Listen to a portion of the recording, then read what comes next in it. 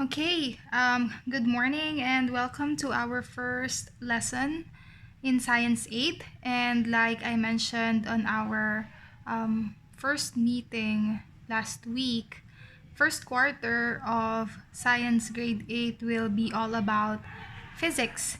And for physics, our first lesson for this quarter is all about Newton's laws of motion. Now, coming from the name, these laws of motion came from a scientist that we all know as Sir Isaac Newton. So Sir Isaac Newton is an astronomer and he is also a physicist. He is most commonly known for discovering the idea of gravity based on the famous story of an apple. Well, one day, Sir Isaac Newton was sitting under an apple tree, and then an apple fell on his head. So, based on that incident, he came up with the idea of gravity, or a force that pulls everything, all objects, towards the center of the earth. Now, other than that, Sir Isaac Newton is also an astronomer, and he was very fascinated with the movement of the different planets and how they move in correlation to the other objects or planets in space. But other than that, in physics, Sir Isaac Newton is known for his different laws of motion. So, just an additional trivia, Sir Isaac Newton is a Sir because he is actually a British knight. So, he was knighted by the Queen. So, we call him Sir Isaac Newton.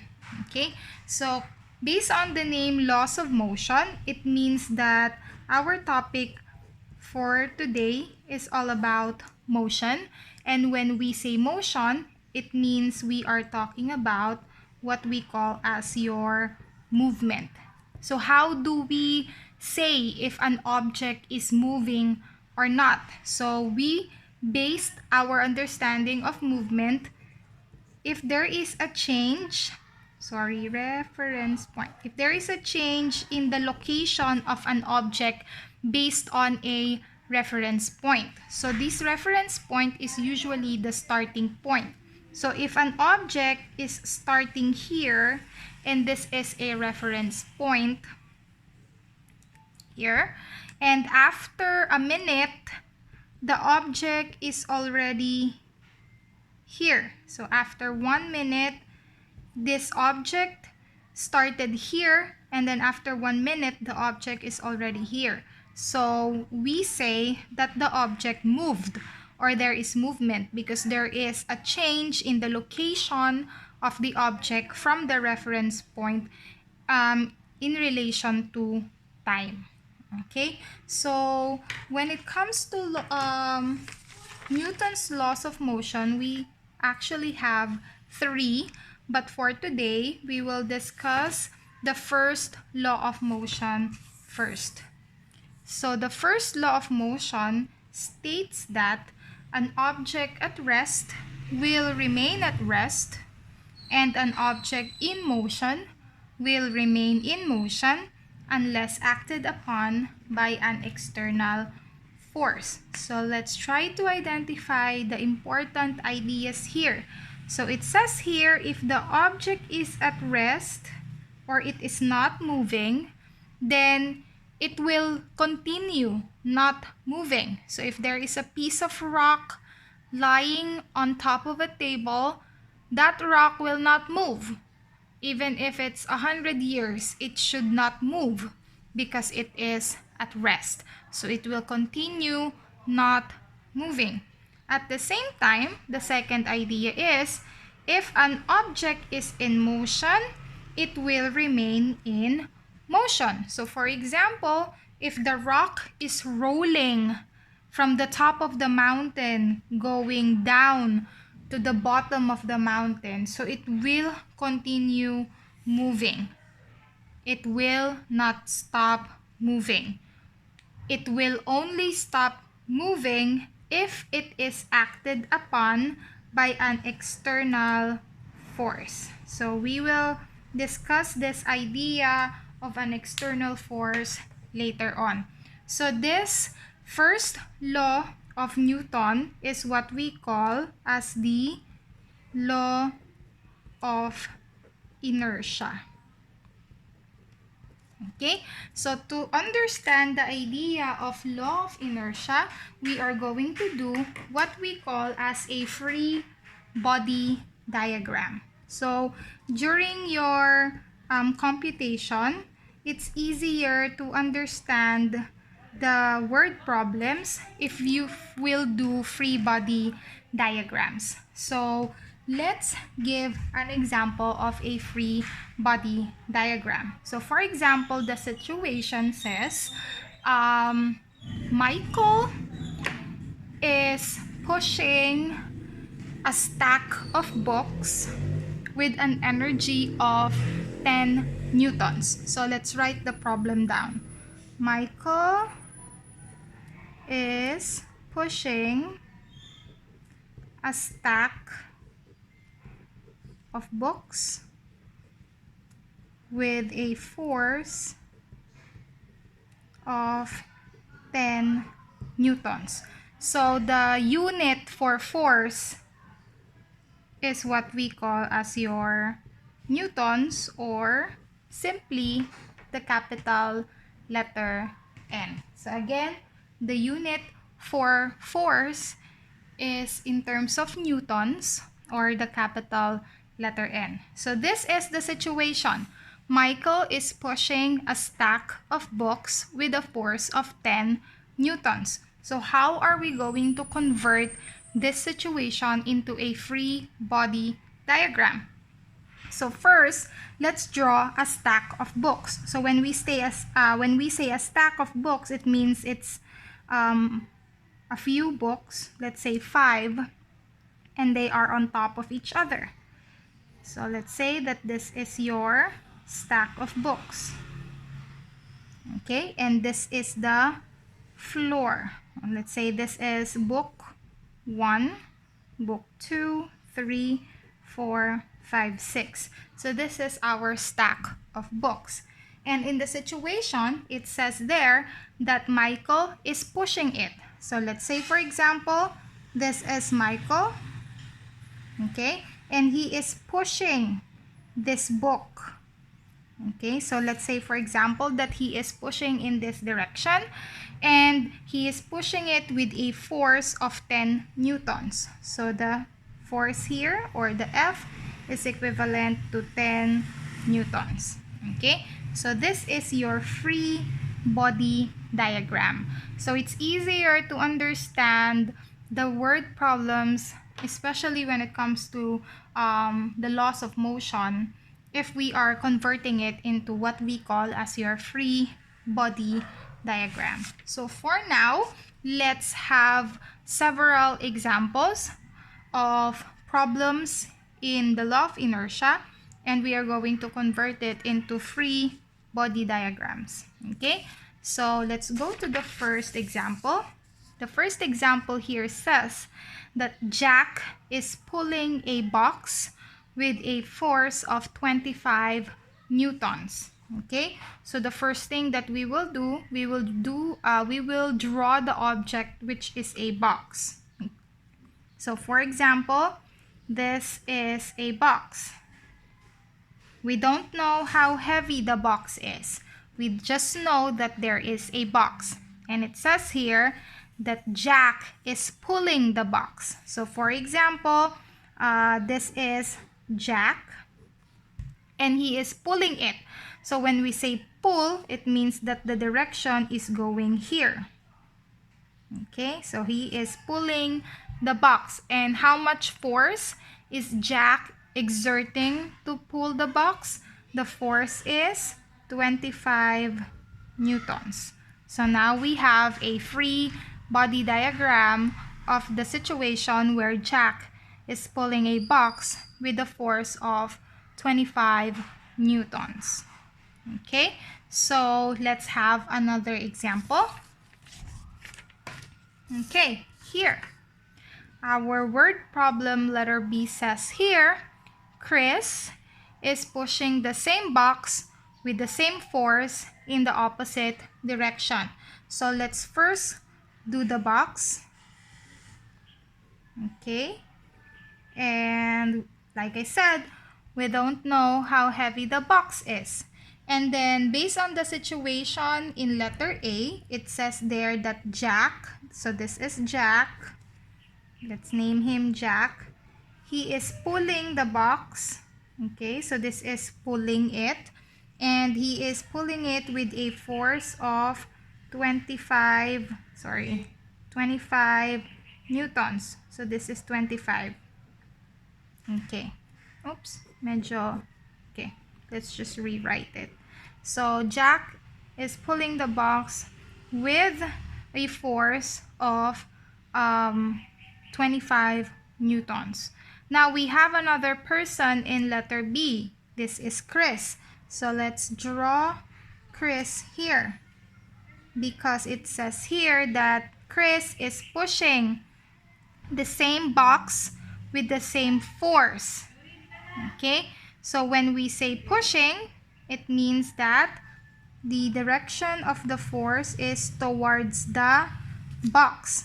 If we are pulling it, the force is away from the box. But if we are pushing it, it is towards the box. Okay, so Chris is pushing the same box, and he is pushing it with the same force. So here, the force is still 25 newtons because it says here, same force, and he is pushing the same box that Jack is pulling. Okay, so now we are going to compute how much force is acting on the box. So this is what we call as your net force.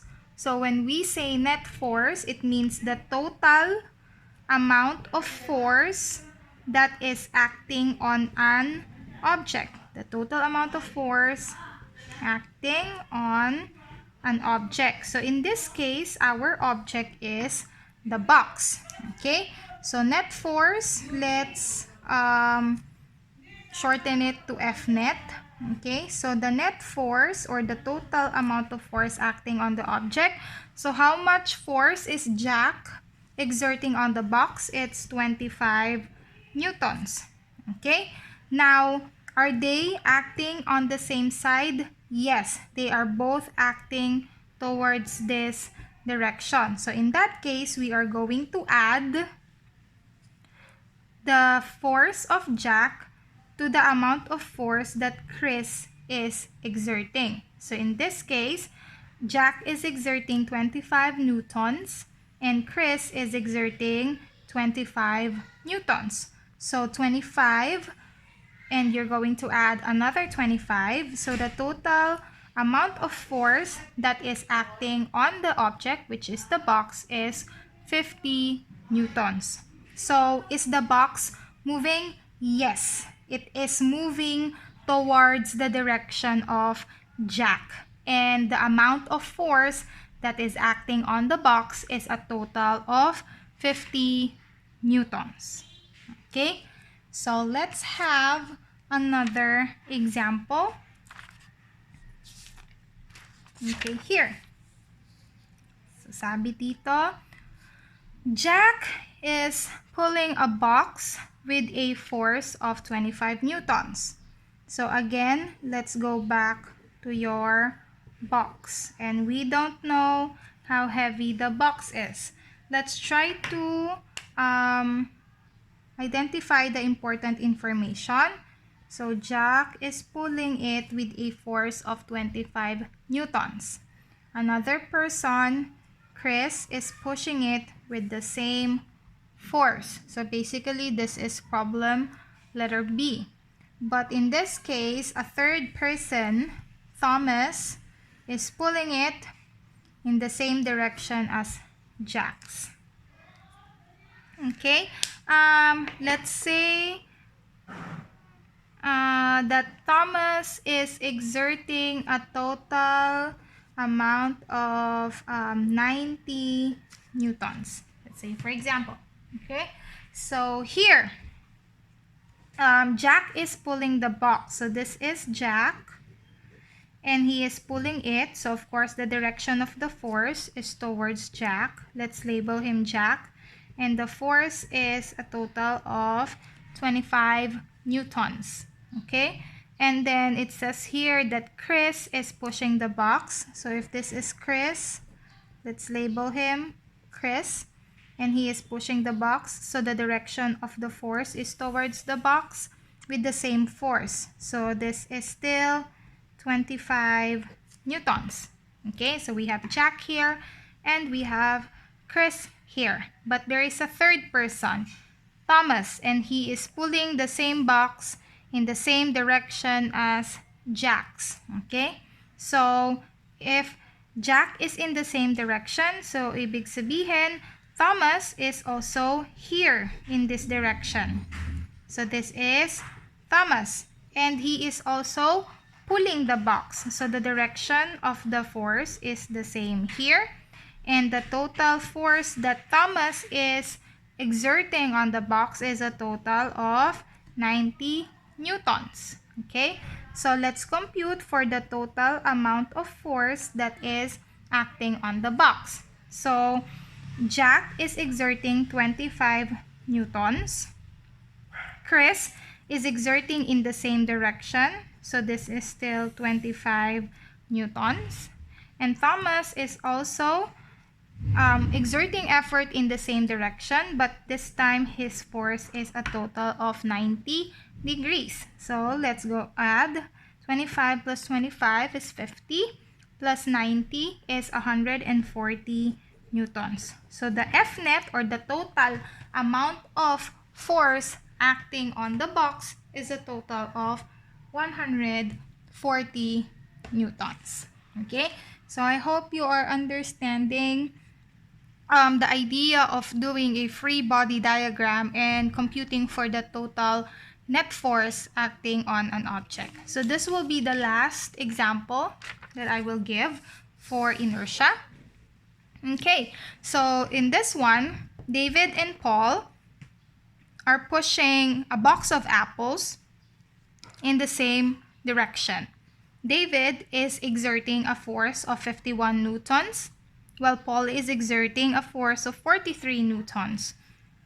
What is the net force acting on the box? So let's start, of course, with a box. This is the box, and it contains your apples. Okay, so for example, those are apples. Let's label them apples. Okay, and then there are two people exerting force on the box. The first one is David, and the second one is Paul. And they are both pushing the same box in the same direction. So let's say, for example, this is David. Let's label him David. And this is Paul. So they are pushing. So the direction of the force is towards the box. They are both pushing the same box in the same direction. Now, for David, David's force, okay, so FD for the force of David is 51 newtons. And then the force of Paul, so let's say FP, is equivalent to 43 newtons. Okay, so it's in the same area. So if we're going to compute for the F net, or the total force acting on the object, we are going to add 51 newtons plus 43 newtons. So in this case, the total force acting on the box is a total of 94 newtons. Okay, and then another person. Okay, so let's go back here to this diagram. This is the back of a box of apples, and then we have David here, and we have Paul here, and they are pushing the box with a total force of 94 newtons. Okay, and then the third person, J, pushed the same box. So he is also pushing, but this time you have to be careful with the words that is used. He's pushing it against the opposite direction. So if David and Paul are here, it means that J is here and J is pushing against them. So the direction of the force is also towards the box, against the force of David and Paul. But J is exerting a total force of 86 Newton. Okay, so what is the net force acting on the box? If we are going to compute for the total amount of force acting on the box, we have to start with the force of David and Paul, which is 94 newtons. And then we are going to subtract, minus or subtract the force of J. Why are we subtracting? Because it is acting in the opposite direction. So opposite direction meaning they are fighting against each other. So the total amount of force that is acting on the object is a total of 8 newtons.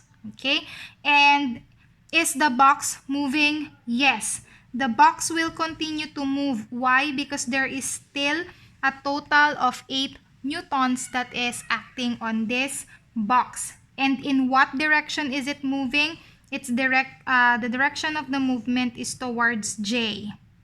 Okay, because this is still a positive 8 newtons going in this direction. So in this case, David and Paul is exerting more force compared to the force of J. Therefore, it will move towards the direction that David and Paul wants it to. Okay, so this force of J is what we call as your external force. So when we say external force, these are forces that are acting on the opposite direction. Therefore, if there is enough external force, it means that it is capable of completely stopping an object from moving. So coming from the idea of the law of inertia, an object in motion will remain in motion unless it is acted upon by an external force. So let's try to put that in a free body diagram. This idea of what we call as your external force. Okay, so let's go back to the example of a box of apples. So this is your box of apples, and again, we don't know how heavy the box is. We all know that there is a force acting on this box. Okay, so for example, David is pushing this box. Okay, so David here is pushing the box and he is pushing it with a force of 20 newtons. Okay, and then another person, let's say Paul, is also pushing the box, but this time he is adding 25 newtons. So in this direction, the total amount of force acting on the box is 20 newtons, and we're going to add that with 25 newtons. So in this direction, going here, the total amount of force that is acting on the box is a total of 45 newtons. Okay, and then on the opposite side, for example here, J, he is pushing this box and he is exerting a total amount of force of 22 newtons. Okay, and then another person here, let's say his name is Thomas, he is also acting or pushing against the box, but this time he is adding 23 newtons. So in this direction, going here on the opposite side, the total amount of force is 22 newtons coming from J and 23 newtons coming from Thomas. So this is a total of 45 newtons. So if you can see, both in both directions, they are exerting the same amount of force. So because it is exerting the same amount of force, it means that the box will not move because you have equal amounts of force acting on the same object in opposite direction. So this box, it will not move. So if it is moving before, it is in motion, the amount of force exerted by Jay and Thomas is enough to make it stop. So this is what we call as your external force. And this is where the idea of wearing seat belts is actually very important. So if you are traveling and you are inside a car, let's say for example, sorry for the drawing, I'm really not good with drawing. Okay, let's say for example, this is the car. It doesn't look like a car. Anyway, let's say for example that this car is traveling with a speed of 80 kilometers per hour. Okay, let's say that for the speed, the motor of the car has to exert a force of 90 newtons. Sorry, not F, Newton. Okay, so this is just for example. I'm not sure exactly how much force a car is exerting if it is running with a speed of 80 kilometers per hour. Okay, so for example, there is a person that is driving here. So in this case, the car is moving with a speed of 80 kilometers per hour. Let's say for example, hypothetically, it's exerting a force of 90 newtons.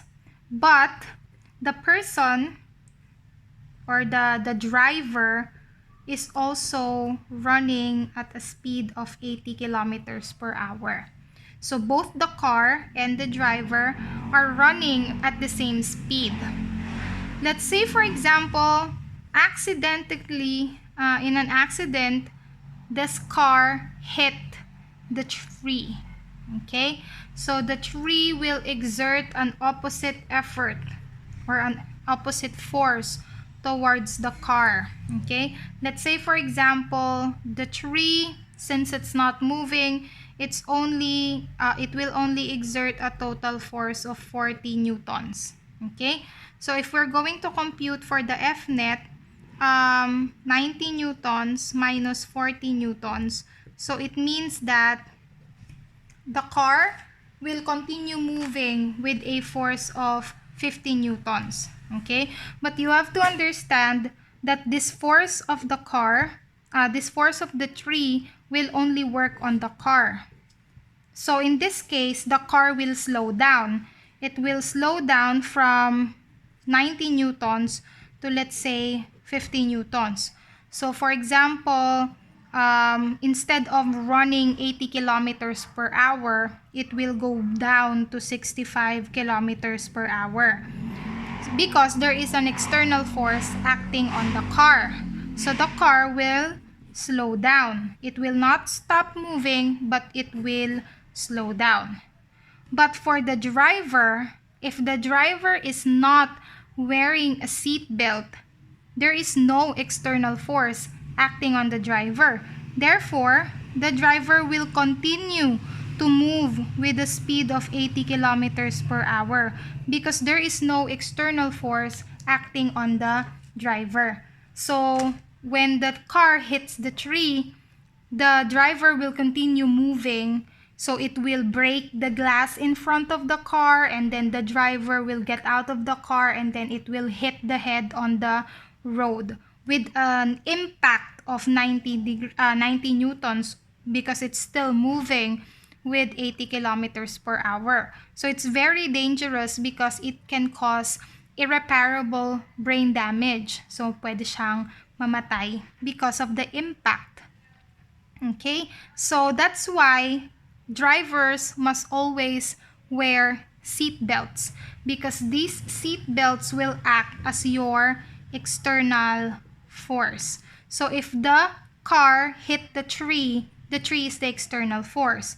But the driver, the external force is the seat belt. So for example, if the driver is moving 80 kilometers per hour with a force of 90 newtons, hypothetically, the seat belt can exert, let's say, around 85 newtons or even 90 newtons. So it will stop the driver from going out of the car and hitting the head on the road. So it will equal out the force between the driver and the seat belt. So it will keep the driver safe.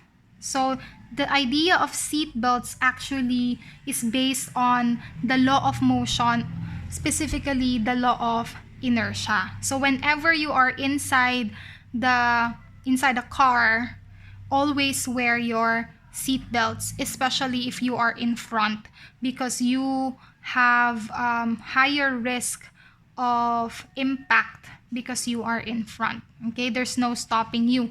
Unlike the people at the back, meron na silang external force kasi yung upuan nyo sa harap, it will stop them from going out of the car.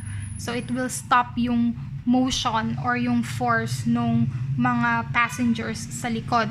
But if you are the driver, or if you are the one sitting beside the driver, yung sa passenger seat niya, there is no force acting, external force acting on you. So dire-diretso, lalabas kayo dun sa kotse, magbe-break yung glass, and then diretso una yung ulo ninyong magko-collide.